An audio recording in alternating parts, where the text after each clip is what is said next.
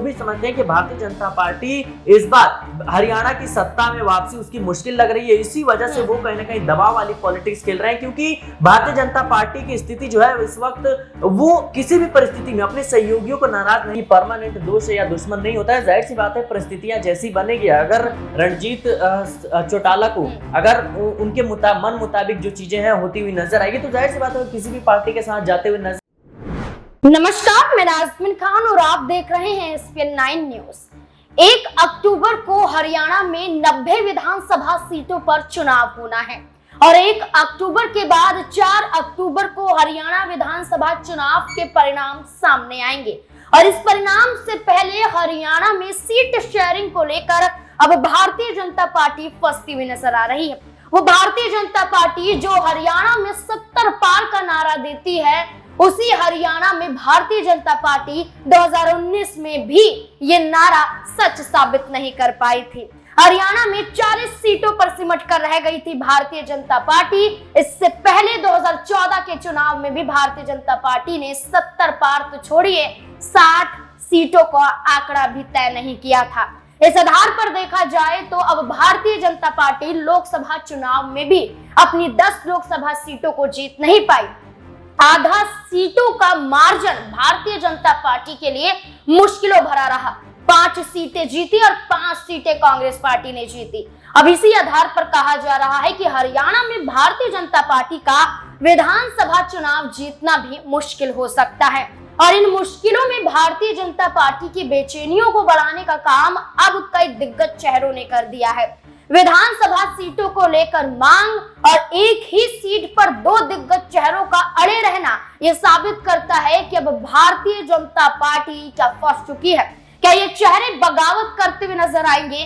क्या इन चेहरों के तहत इंडियन नेशनल लोक दल या फिर कांग्रेस पार्टी बाजी मारती हुई नजर आएगी? दरअसल आपको बता दें कि एक तरफ रानिया विधानसभा सीट से पूर्व विधायक और बिजली मंत्री रह चुके रणजीत सिंह चौटाला है, जो दावा इस बार भी कर रहे हैं। हिसार से लोकसभा का चुनाव लड़ते हुए नजर आए थे, हार का सामना करना पड़ा, फिर अपनी विधानसभा सीट पर अड़े हुए नजर आ रहे हैं। दूसरी तरफ है हरियाणा लोक हित पार्टी के अध्यक्ष गोपाल कांडा। 2019 में भारतीय जनता पार्टी की सरकार को बनाने के लिए निर्दलीय विधायकों ने समर्थन दिया था। 40 का आंकड़ा सेट किया गया था और 45 बहुमत का आंकड़ा है। इस आधार पर भारतीय जनता पार्टी ने सरकार तो बना ली, लेकिन लोकसभा चुनाव से लेकर अब तक यही निर्दलीय विधायकों ने साथ छोड़ दिया। मात्र 2 निर्दलीय विधायक हैं जो भारतीय जनता पार्टी के समर्थन में हैं और दावा किया जा रहा है कि ये विधायक भी अगर बागी हो जाते हैं तो भारतीय जनता पार्टी का अपने दम पर हरियाणा में चुनाव जीतना मुश्किल हो जाएगा। अब गोपाल कांडा भी रानिया विधानसभा सीट के साथ 10 से 12 सीटों की मांग भारतीय जनता पार्टी के तहत करते हुए नजर आ रहे हैं। इस बीच में रानिया सीट को लेकर रणजीत सिंह चौटाला पर बड़े आरोप गोपाल कांडा लगाते हुए नजर आते हैं। अब इन्हीं आरोप प्रत्यारोपों के बीच में सवाल ये उठता है कि भारतीय जनता पार्टी फैसला क्या लेगी। और इन्हीं तमाम सवालों के जवाब देने के लिए मेरे सहयोगी सिराज मेरे साथ मौजूद हैं। सिराज, क्या लगता है हरियाणा में अगर हम गोपाल कांडा की बात करें, एक ऐसा चेहरा है जब गीतिका सुसाइड केस का मामला सामने आया था, उस दौरान गोपाल कांडा सुर्खियों में आए, कांग्रेस पार्टी के समर्थन में थे, मंत्री भी बने थे, लेकिन ये मामला सामने जब आया सुसाइड केस का तो जेल के सलाखों के पीछे पहुंच गए। राजनीतिक सफर कहीं ना कहीं खत्म होता हुआ नजर आया। लेकिन देखा जाए तो जैसे ही जेल से छूटे, बरी हुए, अपनी पार्टी का गठन करते हुए नजर आए, जिसका नाम हरियाणा लोक हित पार्टी है। आज भारतीय जनता पार्टी को समर्थन दे रहे हैं। क्या लगता है गोपाल कांडा ने जिस तरीके से भारतीय जनता पार्टी को सत्ता बनाने में मदद की, अब वही भारतीय जनता पार्टी गोपाल कांडा को 10 से 12 सीटें दे पाएगी या फिर नहीं?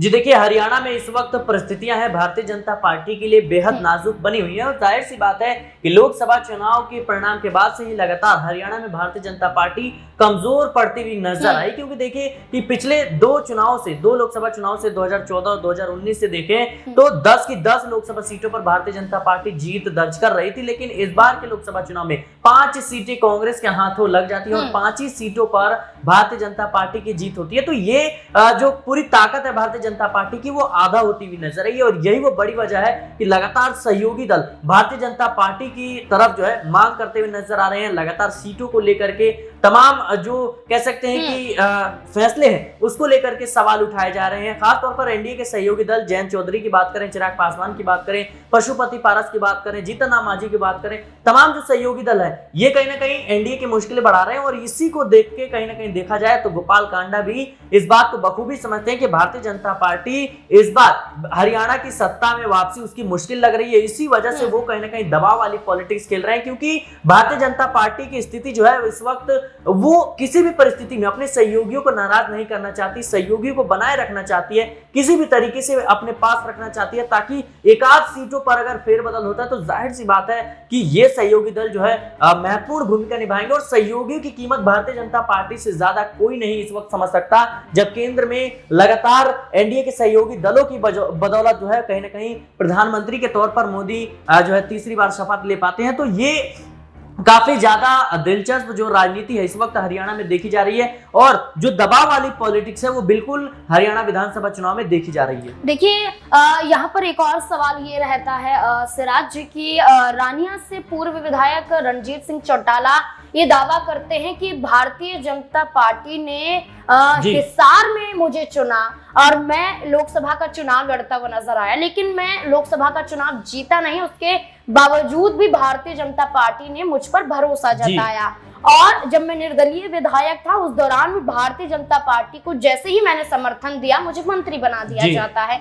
तो रणजीत सिंह चौटाला का दावा है कि मैं एक बड़ा दिग्गज चेहरा हूं और रानिया सीट पर एक बार फिर से भारतीय जनता पार्टी को जिता सकता हूं। लेकिन इन्हीं बीचों में अगर हम बात करें तो गोपाल कांडा ये दावा करते हैं कि जो अपने परिवार के बलबूते पर, यानी कि अभय चौटाला, अजय चौटाला, ये पूरा परिवार जो है ये रानिया सीट पर रणजीत सिंह चौटाला को मदद करता हुआ नजर आया। अपने परिवार के बलबूते पर उन्होंने विधानसभा का चुनाव जीता, वरना कई चुनाव आए, चुनाव लड़ते हुए रणजीत सिंह चौटाला देखे गए लेकिन एक चुनाव भी नहीं जीत पाए। यानी कि वो कह रहे हैं कि भारतीय जनता पार्टी को हिसार सीट भी नहीं दिला पाए, जबकि वो उनकी जिताऊ सीट थी। तो सीधे सीधा आरोप है गोपाल कांडा का कि रणजीत सिंह चौटाला को ये सीट नहीं मिलनी चाहिए और भारतीय जनता पार्टी को उन्हें बाहर का रास्ता दिखा देना चाहिए।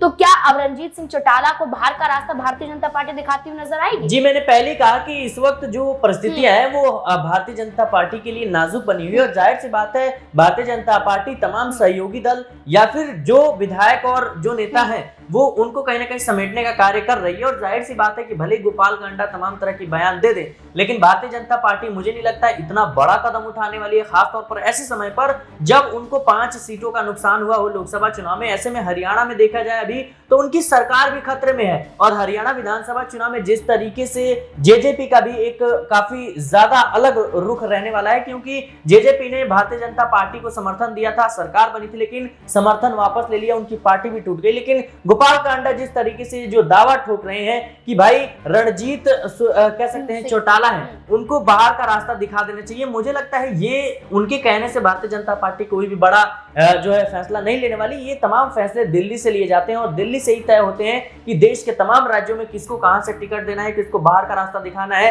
किसको मंत्री बनाना है, तमाम फैसले दिल्ली से लिए जाते हैं। तो मुझे लगता है अभी चुनाव का दौर है तो बयानबाजी लगातार जो है जारी रहेगी और ऐसे में हमें इस कह सकते हैं इस फैसले को लेकर के नहीं सोचना चाहिए। देखिए एक और आखिरी सवाल लेना चाहूंगी कि इंडियन नेशनल लोक दल ने बसपा के साथ गठबंधन किया जी, और इसी गठबंधन के तहत अभय चौटाला और दिग्गज चेहरों को साधने की कोशिश कर रहे हैं। चर्चा ये भी है कि रणजीत सिंह चौटाला की अगर हम बात करें, अगर ऑफर रानिया सीट इनेलो कर देती है तो क्या रणजीत सिंह चौटाला भारतीय जनता पार्टी का साथ छोड़ते हुए नजर आ सकते हैं? क्योंकि मैं इसमें ये जोड़ना चाहती हूँ क्योंकि उन्होंने खुद ही ये कहा था कि भारतीय जनता पार्टी अपना देखे, मैं तो चुनाव लड़कर रानिया सीट पर रहूंगा ही रहूंगा। जी देखिए, राजनीति में कोई भी आपका कह सकते हैं कि परमानेंट दोस्त या दुश्मन नहीं होता है। जाहिर सी बात है परिस्थितियां जैसी बनेगी, अगर रणजीत चौटाला को अगर अगर उनके मन मुताबिक जो चीजें हैं होती हुई नजर आएगी तो जाहिर सी बात है किसी भी पार्टी के साथ जाते हुए नजर आएंगे और इसमें